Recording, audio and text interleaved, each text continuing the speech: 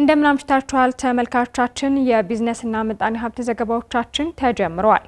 በቅድሚያም የውጭ ሀገራት ገንዘብ የምንዛሬ ዋጋ፣ የወርቅ እንዲሁም የነዳጅ ዋጋን ተከታትለን ተመልሰን እንገናኛለን።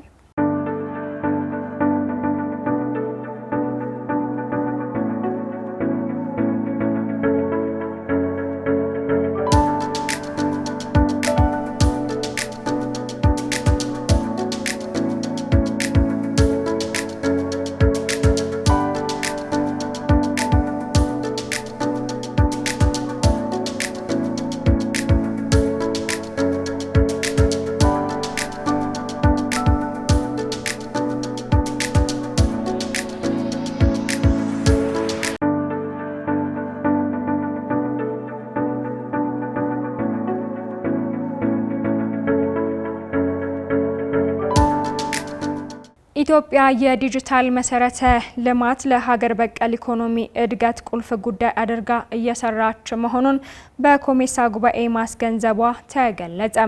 በምስራቅና ደቡብ አፍሪካ ሀገራት የጋራ ገበያ ኮሜሳ የመሪዎች ጉባኤ ላይ ኢትዮጵያ የዲጂታል መሰረተ ልማት ለሀገር በቀል ኢኮኖሚያዊ እድገት ቁልፍ ጉዳይ አድርጋ እየሰራች መሆኗን ማስገንዘብ እንደተቻለ የጠቅላይ ሚኒስትር ጽህፈት ቤት የፕሬስ ሴክሬታሪያል ኃላፊ ቢሌኔ ስዩም ገልጸዋል። ጠቅላይ ሚኒስተሩ እንደ የኮደርስ ስልጠና፣ ኢኖቬሽን ባሉ ጠንካራ የዲጂታል መሰረተ ልማት በመገንባትና ሰፊ ክህሎትን ከማፍራት አኳያ ኢትዮጵያ አመርቂ ውጤቶችን በማስመዝገብ ላይ እንደምትገኝ መጥቀሳቸውን የጠቅላይ ሚኒስትር ጽህፈት ቤት ፕሬስ ሴክሬታሪያል ኃላፊ ቢሌኔ ስዩም ተናግረዋል። እነዚህ ዘርፎች ብዙ ጥረቶች የኢትዮጵያ እድገትና ለውጥ ለመምራት ብሎም ጠንካራ ዲጂታል መሰረተ ልማት ለመፍጠር ያላትን ቁርጠኝነት የሚያሳዩ መሆናቸውም ተጠቁሟል።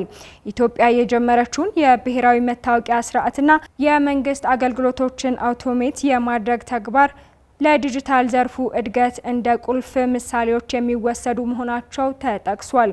እንደ ኮደርስ ስልጠና፣ ኢኖቬሽን ያሉ መርሃ ግብሮች ወጣቶች የዲጂታል ክህሎቶችን በመታጠቅና በዘርፉ ትኩረት ያለው ለውጥ እንዲያመጡ የሚያስችል መሆናቸውም ተጠቁሟል። ጠቅላይ ሚኒስትሩ በንግግራቸው የሀገር ውስጥ የዲጂታላይዜሽን ጥረቶች ከፍተኛ ውጤት እንዲያስገኙ ከቀጠናዊ ግቦች ጋር መመጣጠን እንደሚገባ መናገራቸው ኃላፊዋ ገልጿል። የጠቅላይ ሚኒስትር ጽህፈት ቤት የፕሬስ ሴክሬታሪያል ኃላፊ ቢሌኔ ስዩም አክለውም ጠቅላይ ሚኒስትሩ የአፍሪካ ወጣቶች ለሀገሪቱ ልማትና እድገት ወሳኝ ሀብት መሆናቸውን ማስታወሳቸውን ጠቁሟል።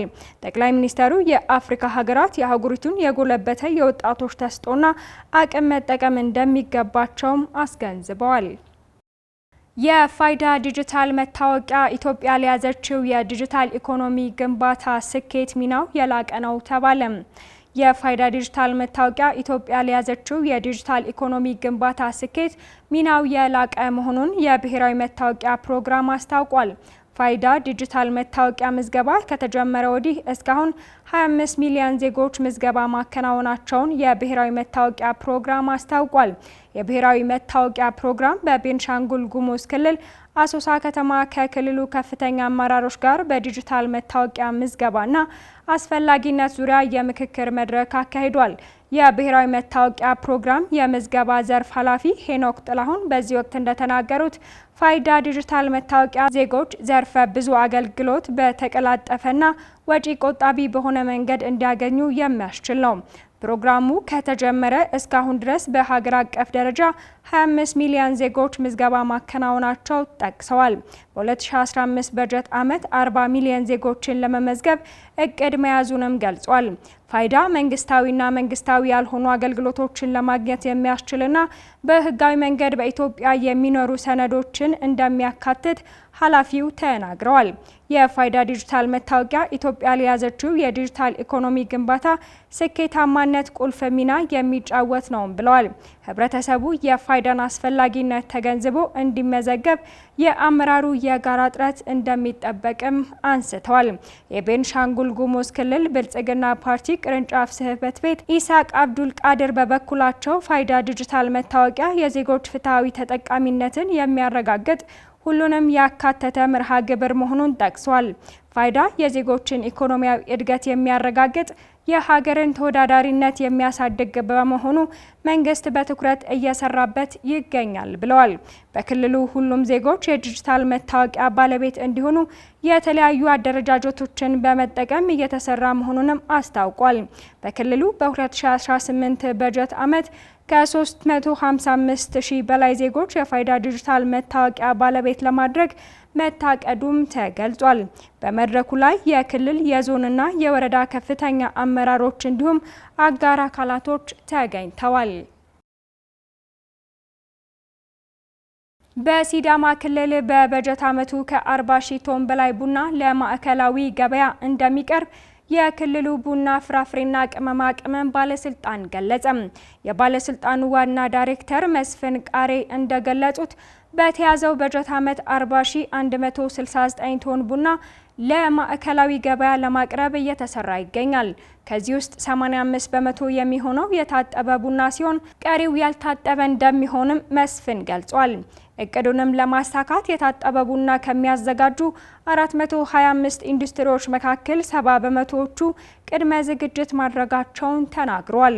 ኢንዱስትሪዎቹ ጥራት ያለው ቡና እንዲያመርቱ የግንዛቤ የድጋፍና ክትትል ስራው ተጠናክሮ መቀጠሉንም ጠቁሟል። ቡናን ከአርሶ አደሩ በሚረከቡበት ወቅት እሸቱን ብቻ በመቀበል የጥራት ደረጃውን ማስጠበቅ ላይ እንዲያተኩሩ መሰራቱንም አስረድቷል።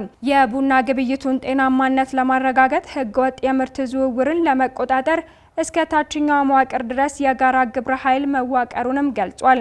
በክልሉ ከ401 ሺህ በላይ የሚሆኑ አርሶ አደሮች በቡና ምርት ላይ የተሰማሩ መሆናቸውን ጠቅሰው አርሶ አደሩ ለኢንዱስትሪው የሚያቀርበው ቡና ጥራቱን የጠበቀ እንዲሆን ሰፊ የቅድመ ዝግጅት ስራዎች እየተከናወኑ መሆናቸውን ተናግረዋል።